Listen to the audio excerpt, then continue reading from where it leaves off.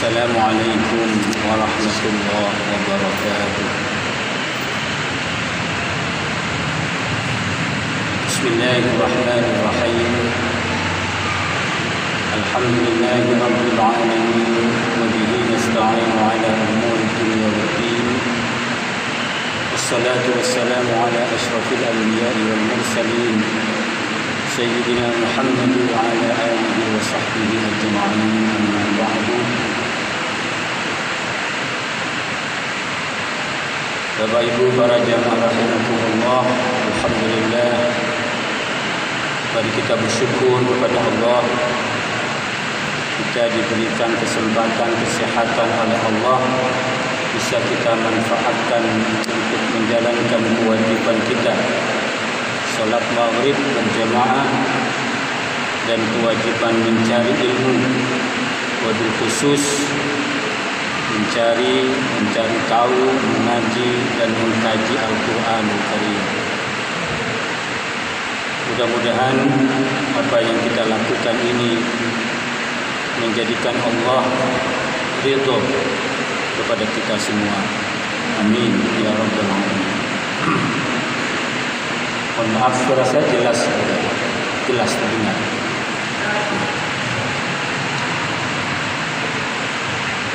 Mari kita lanjutkan kajian tafsir. Kemarin kita sudah membicarakan tentang pengakuan kalah dari para ahli sihir karena apa yang dilakukan oleh Nabiullah Musa alaihissalam merupakan sesuatu yang luar biasa, mukjizat dari Allah Subhanahu wa taala, yang kemudian para ahli sihir itu yang semula hendak mengalahkan Nabi Musa, hendak mempermalukan Nabi Musa, pada akhirnya mereka semuanya menyatakan beriman kepada Tuhannya Nabi Musa, yaitu Allah Subhanahu wa ta'ala. Bahkan para ahli sihir itu meskipun diancam oleh Firaun, hendak dipotong tangannya, hendak dipotong kakinya, bahkan disalib, mereka dengan sangat lantang, tidak takut dengan ancaman itu. Silahkan lakukan, meskipun mungkin itu dilakukan, penderitaan kami hanya terjadi pada saat kami di dunia ini. Kemudian setelah itu pernyataan yang luar biasa pada ayat yang ke-73 sampai 76. Ini kita bisa ambil pelajaran banyak pada pernyataan ahli sihir ini. Saya bacakan ayatnya. A'udzu billahi minasy syaithanir rajim. Inna amanna bi rabbina liyaghfira lana khatayana wa ma أحرقتنا عليه من السحر والله خير وأبقى إنه من يأت ربه مجرما فإن له جهنم لا يموت فيها ولا يحيا ومن يأته مؤمنا قد عمل الصالحات فأولئك لهم الدرجات العلى جنات عدن تجري من تحت تحتها الأنهار خالدين فيها وذلك جزاء من تزكى. Sadaqallahu. Jadi keyakinan yang mantap, beriman kepada Allah, Tuhannya Nabi Harun dan Tuhannya Nabi Musa, kemudian tidak takut dengan ancaman Firaun, bahkan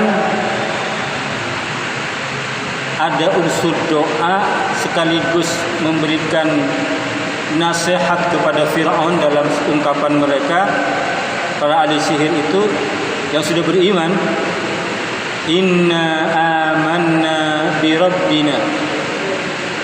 Jadi ini kalam khabar, namanya khabar, khabariyan lafdhun wa insyaiyan makna. Kalimatnya memang kalimat berita, tapi maunya berharap yang mendengarkan itu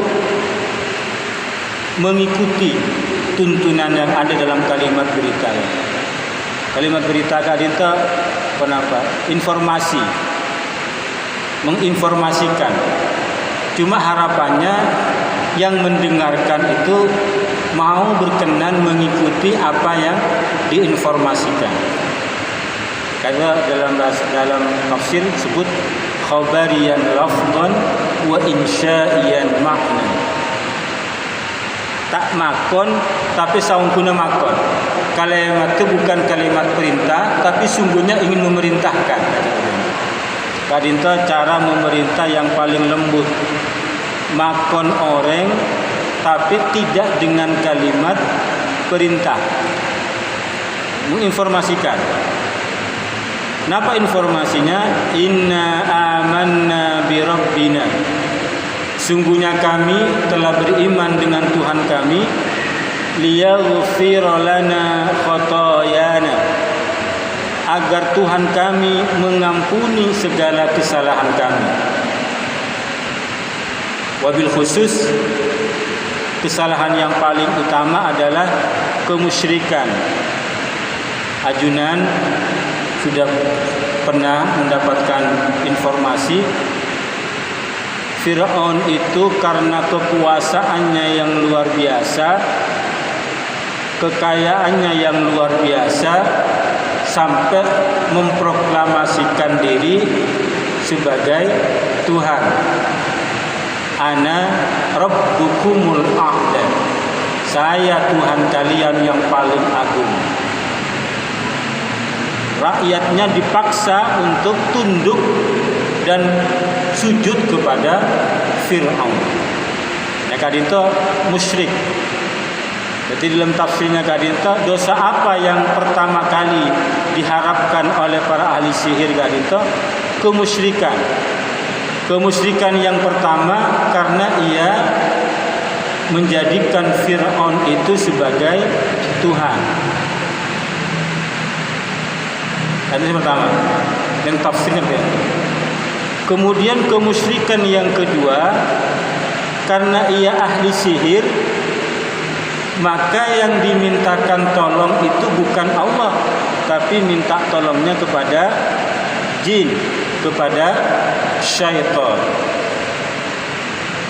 Sihir itu minta tolong kepada jin, atau bahasa yang lebih gampang kepada syaitan. Minta tolong tidak hanya kepada Allah, tapi minta tolong kepada selain Allah, itulah bentuk kemusyrikan yang kedua.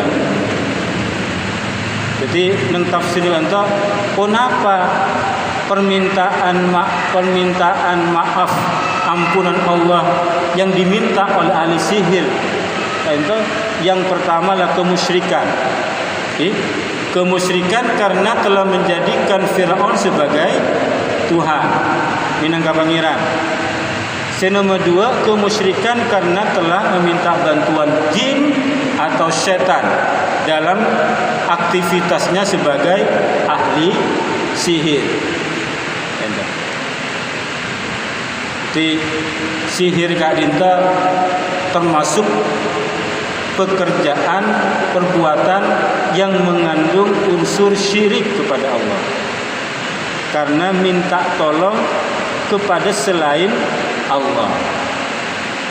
Jadi kita umpamanya berikrar kepada Allah, iyyaka na'budu wa iyyaka nasta'in.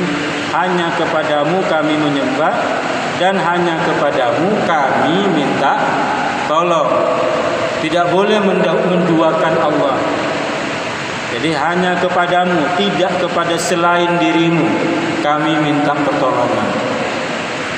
Nah, pekerjaan sihir itu minta tolong bantuan jin atau syaitan. Itu termasuk syirik pada Allah.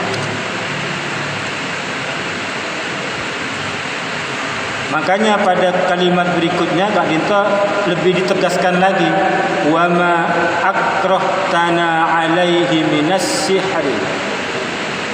Dan mudah-mudahan Tuhan kami Allah nantinya mengampuni apa yang telah Engkau paksakan kepada kami, yaitu dengan sihir, agar bisa mengalahkan Musa. Menabi nang tafsir Kak Dinto, ta'alluman wa amalan bis-sihr.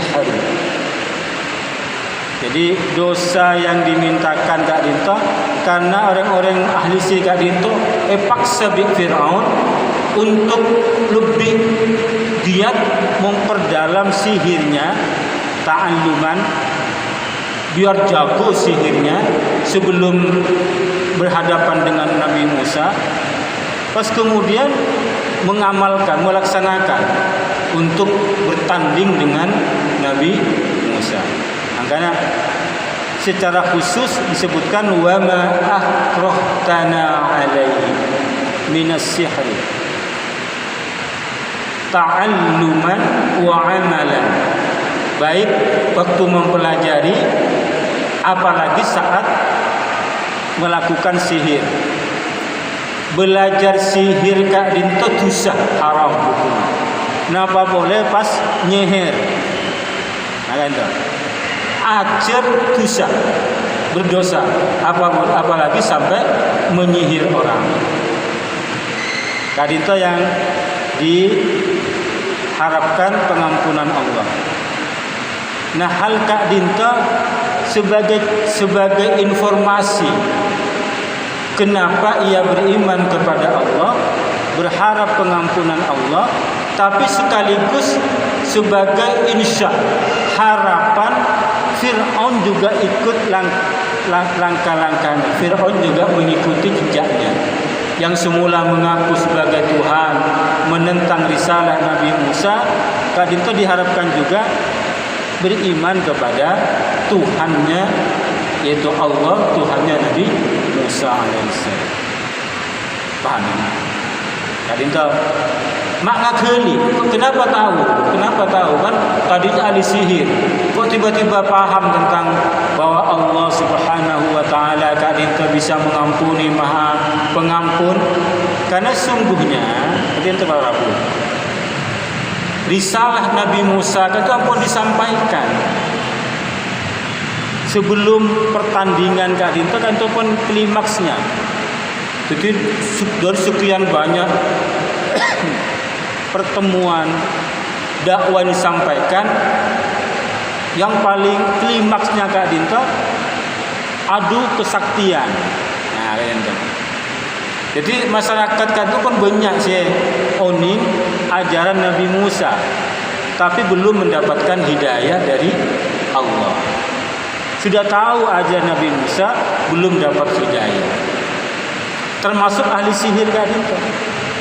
Karena masih merasa hebat dengan sihirnya, baru kemudian ketika dia tahu bahwa apa yang dilakukan Nabi Musa itu benih sihir, itu mukjizat dari Allah, mereka takluk pada Nabi Musa, kemudian beriman kepada Allah Subhanahu wa taala. Sehingga ketika beriman Kak Dinto langsung ngakeni pasera Allah Kak Dinto. Allah Kak Dinto Maha Pangapura, Maha Pengampun. jangan pernah berputus asa dari pengampunan Allah Subhanahu wa taala. Wallahu khairun wa abqa. Allah itu adalah zat yang lebih baik untuk memberi balasan dibanding kamu, Fir'aun. Kamu memang kaya, kamu berkuasa, tapi Allah itu lebih baik cara membalas kebaikan. Wa abqa, dan lebih kekal ketika ada orang yang kena siksa. Ketika itu sebuah kesadaran. Jadi mungkin Fir'aun bisa apareng dunia mungkin. Tapi yang terbaik untuk memberikan nikmat Kak Dinto adalah Allah Subhanahu wa taala. Tidak hanya di dunia, terlebih nanti di akhirat kelak. Wa abqa, seandainya kita ingkar kepada Allah, jadi Kak Dinto siksa Allah abadi. Jadi makanya ahli sihir itu tak takut senose yancam ketakutan, tak takut. Kenapa? Mungkin itu terjadi di dunia. Dipotong tangannya, dipotong kakinya, disalib, dibunuh. Mungkin terjadi di dunia. Tapi siksa itu hanya ada di dunia ketika Fir'aun melakukan itu. Sementara kalau ingkar kepada Allah, mungkin di dunia waktu itu aman dari siksa Fir'aun, tapi nanti di akhirat siksa Allah akan kekal selama-lamanya.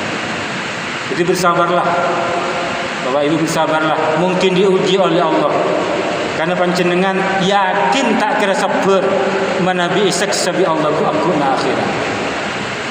Bersabarlah, mungkin semakin parpan yuji bi Allah. Beda penyakit, beda musibah, bersabar.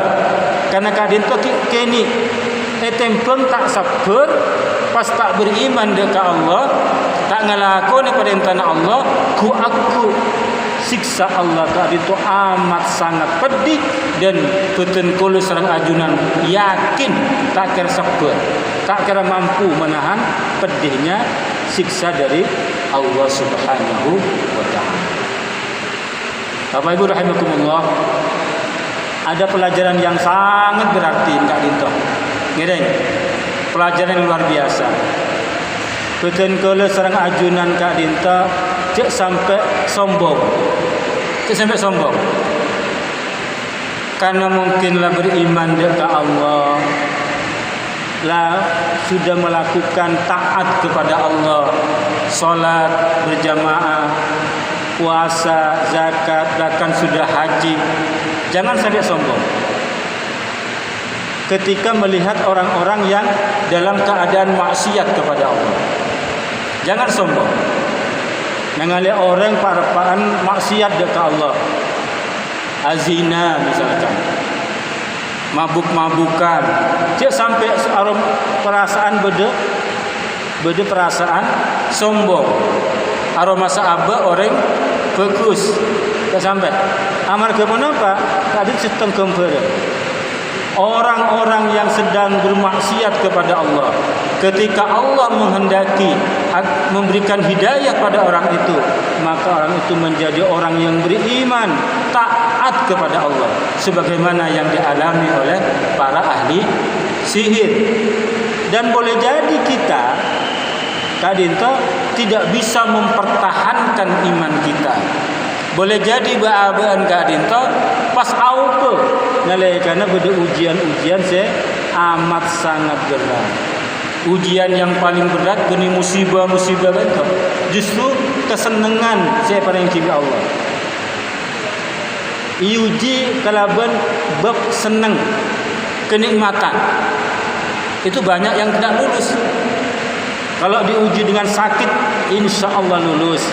Tapi ketika diuji dengan kenikmatan, banyak yang tidak lulus. Kati Fir'aun, kati Qarun, Nabi dengan zaman Nabi kadinta berdesak labah. Ketika melarat, lulus ujian. Ketika kaya, justru malah tidak lulus dari ujian Allah Subhanahu wa ta'ala. Jadi pelajaran penting, sangat mungkin orang yang maksiat, rajatu sana, nalaikana Allah menghendaki dia mendapatkan hidayah kembali ke jalan Allah, maka dia akan demikian luar biasa kembali ke jalan Allah. Sementara kita semungkin aroma sefokus merasa baik, boleh jadi kita nantinya justru malah su'ul khatimah wal iyadu billah. Jadi sepakat ini, jangan pernah merasa sombong ketika melihat orang lain dalam keadaan maksiat, karena boleh jadi dia akan taubat kepada Allah. Sementara kita yang merasa baik, boleh jadi kita akan lepas dari jalan Allah Subhanahu wa ta'ala. Para jamaah rahimakumullah, mari kita lanjutkan ayat telepon. Innahu may ya'ti rabbahu mujrima. Sungguhnya orang yang datang pada Tuhannya dalam keadaan berdosa, banyak dosanya,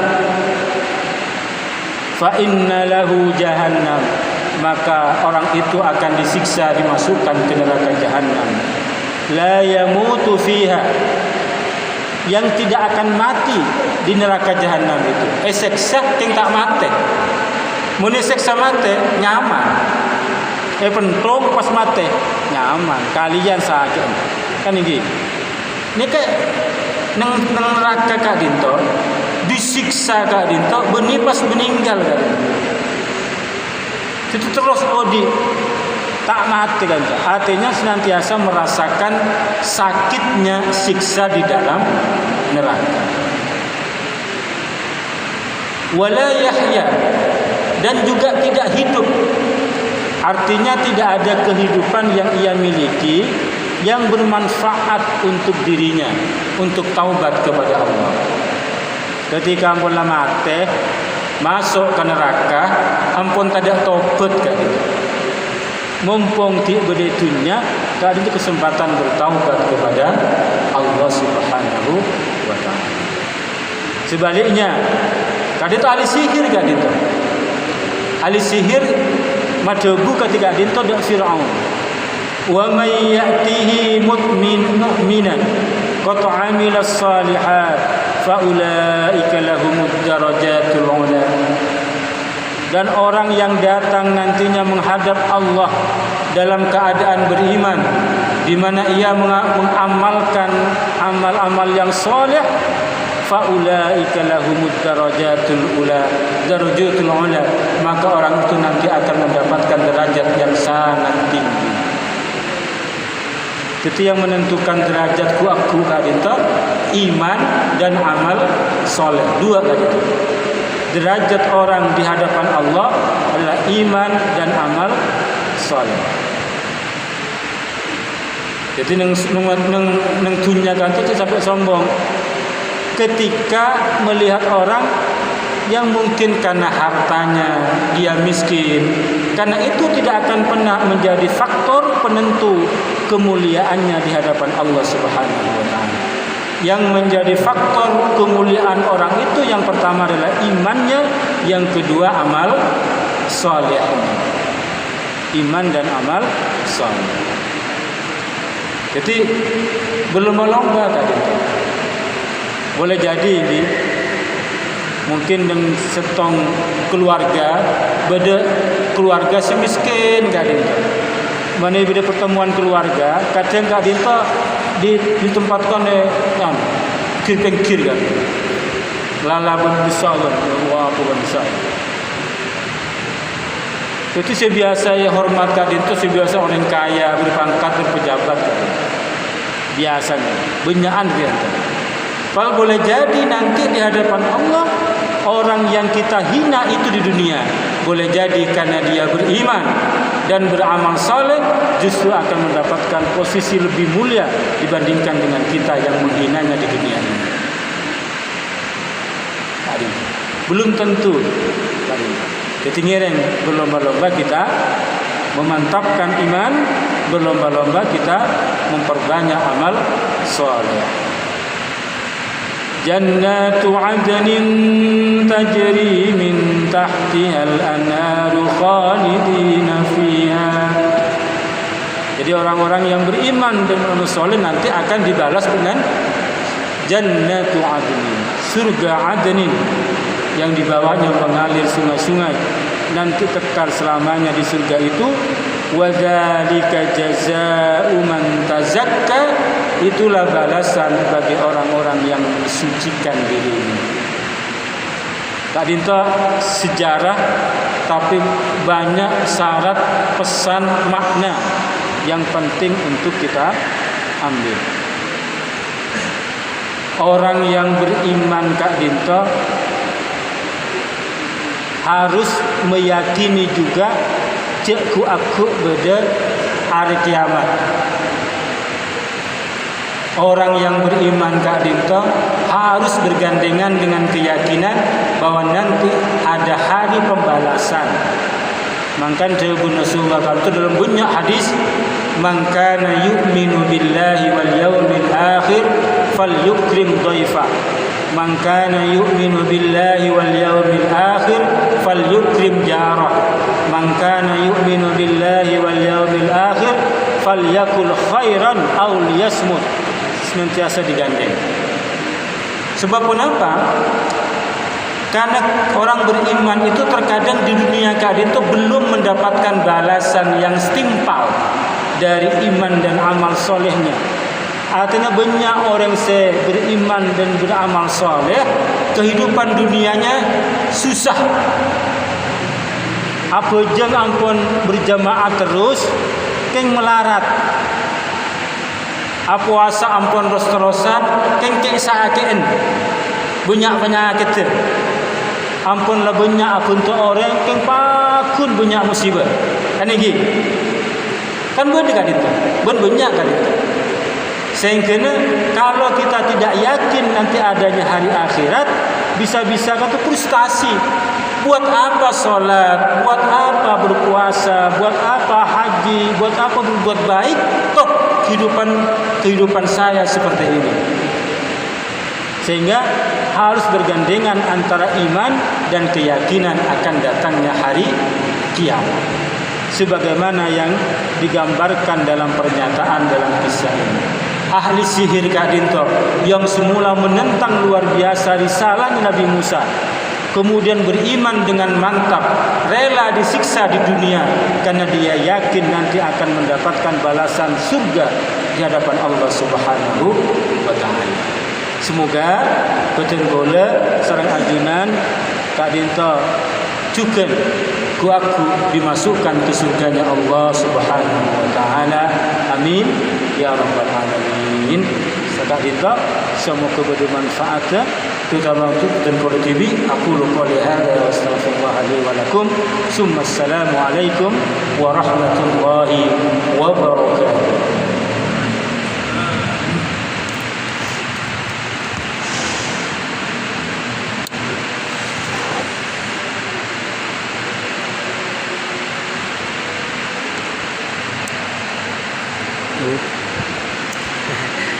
Sentuhan.